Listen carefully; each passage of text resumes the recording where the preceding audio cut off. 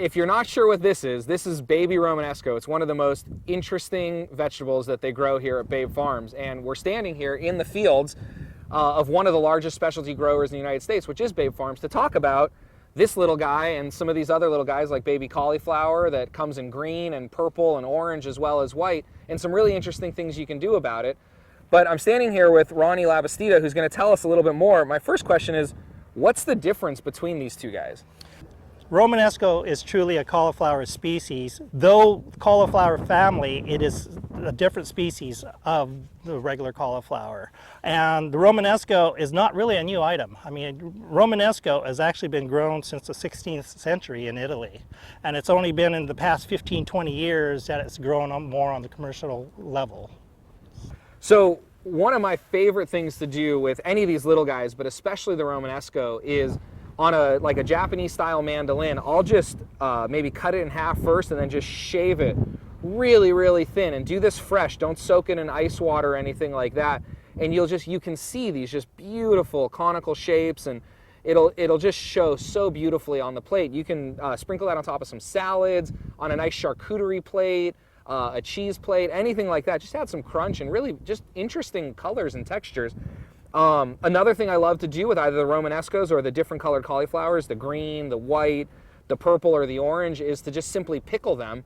Just a very simple salt, sugar, and spice brine.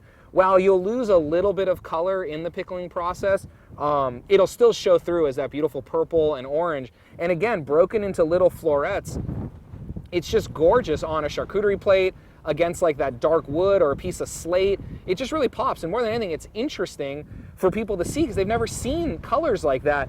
But I'd have to say one of my favorite things to do, hands down, with the purple variety is to make a soup. And what I do is, to ensure that the color stays really nice and bright on that purple, is I'll just go ahead and saute up my white mirepoix and a little bit of butter, onion, celery, and leek, and then I'll add my stock, either vegetable or chicken, and a little bit of cream. And when that comes up to a boil, then I'll have my purple florets already broken up, and I'll place those in the blender in a Vitamix, and then I'll add that hot liquid, blend it up really quick, and then pour it through the strainer right into an ice bath. And that quick cooking process will set that purple color. Then you can go ahead and season it up however you like. And then I love to present it because now you've got this like bright, vibrant, purple, beautiful soup. Present it with like a spicy red, like a red chili harissa, maybe some creme fraiche for that white, and some toasted Marcona almonds. And that could be a fantastic amuse-bouche in a little cappuccino cup, or even as an appetizer, as a full-size soup. Those are just some of my favorite things to do with this, really interesting and absolutely beautiful vegetable.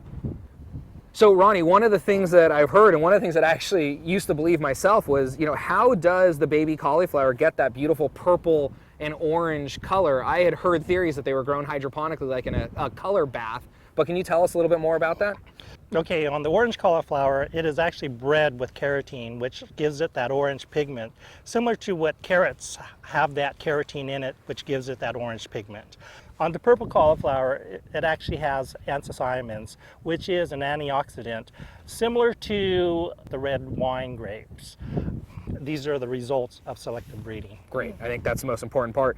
And then, one of the things that's important to you guys as chefs out there is that the availability and consistency that you're gonna see.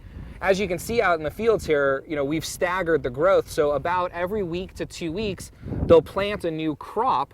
And what that ensures is that every week or so, we have a fresh crop of these baby vegetables coming around. Again, what that means to you guys is consistency in size, product availability, and hopefully pricing. As always, here at Babe Farms, we'd love to hear from you. So please go ahead and send us any of your questions. Even if you just need help finding a supplier, we're here to help.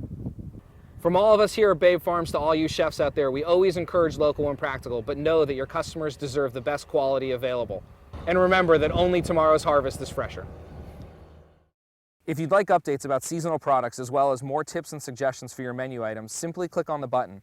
Plus, if you have suggestions or questions about specialty produce you'd like to see us work on developing, there'll be a form for you to submit your ideas. We always love testing out new crops and would love your feedback about what you want us to work on for you.